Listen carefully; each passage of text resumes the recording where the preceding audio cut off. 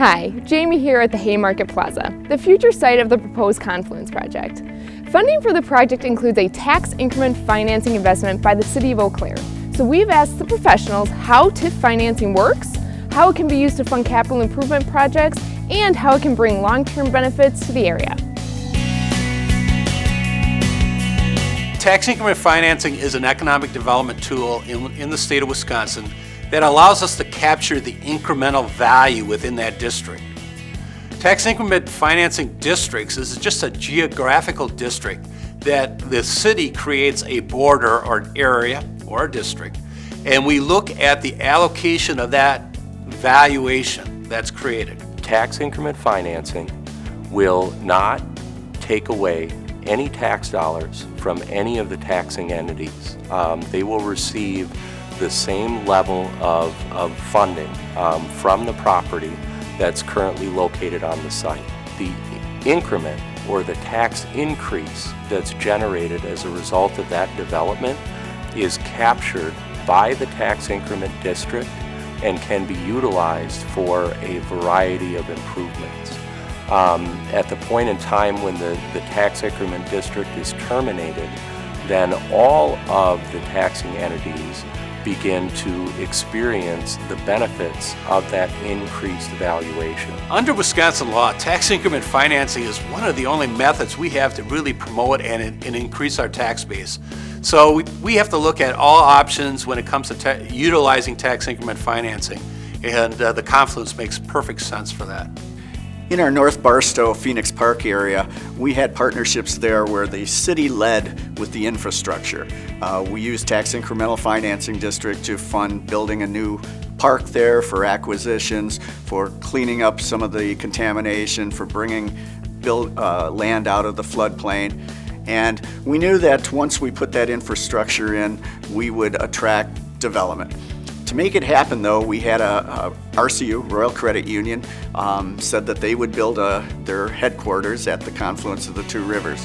So once we had their commitment to build a $10 million building, we now knew that we would have new increment, new valuation that would be coming to the area that would offset some of the infrastructure costs of the park. TID 8 was created in 2002 at a base value of $10.5 million. Since that time, it's increased in value to $40.5 million in 2012. The increment that's generated, that $30 million, the taxes on that increment is used to offset our investment in capital projects. I would argue that tax increment financing is the most powerful and most effective economic development tool we have available to us in the state of Wisconsin, period.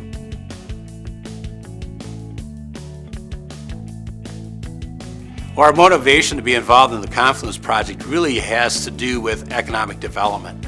This is a way of us investing in our downtown community, and it's an opportunity to provide commercial, retail space, residential space, a gathering space, and also performing arts center. The idea for the Confluence Project really came about through a clear vision process which identified the needs for performing arts in the community. A survey was done in Eau Claire called the Good Life Survey. And the fascinating thing that was found was that the residents of the county, of Eau Claire County, looked to downtown Eau Claire as their place for cultural arts. So what that tells us is that the people in the county support things like a performing arts center. And we're looking to tie that in with the performing arts needs of the university. So it's a great opportunity to collaborate between the university and the community to provide one facility to serve both needs. One of the nice things about the Confluence Project is its spillover effect on other businesses.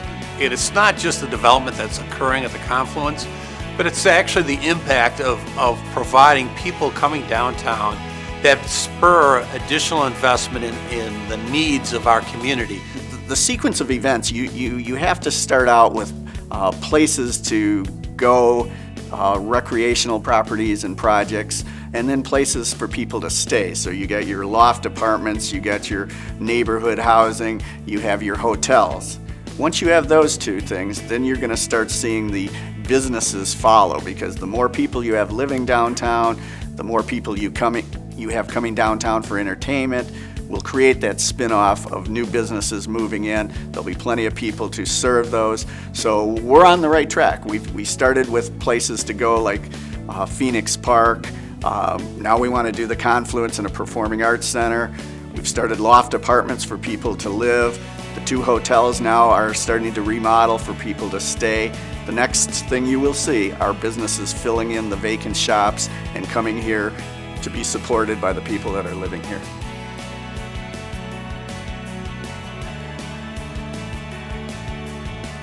From the city standpoint, we see the Confluence and we see arts as being one of those items that can really drive our economy moving forward. I think it's been done in a lot of other communities.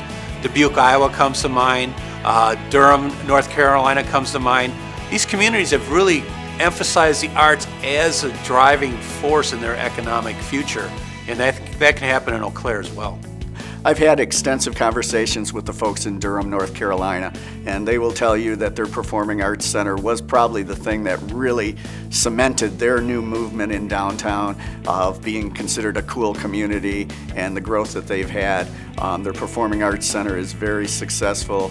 I've talked to people in Kent, Ohio, and they too say moving university into the downtown has gone wonderful, and it's really made a new presence and difference in the downtown. So I think there's examples all over that you can, if you want to put your time and effort into researching them, you'll find out what we've been saying about the Confluence is true, and that by bringing the university and a Performing Arts Center into our downtown, we'll also be very successful. I see the Confluence Project as one of those great projects that come along once in a lifetime.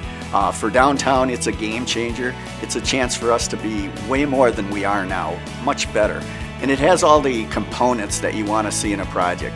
If you talk to anybody across the nation, you're going to hear about public-private partnerships. And here's a great example of one. You have the state, the county, the city, the university, and the private developers putting their money into it. That's what all the experts would tell you you'd want in a project. It has economic development, it has the job creation, it has investment, new valuation from new construction. It has the ability to attract talent, and everybody will tell you that you have to have a community that's going to attract talent if you're going to grow. Once you have talent, you're going to have businesses follow it. So this Confluence Project has all the elements that you want to see in a major project. Thanks again for taking the time to learn about how the Confluence Project will be funded. Stay updated on all the happenings and get the facts at communityfortheconfluence.org. And be sure to subscribe to our YouTube channel and share this with your friends on Facebook and Twitter.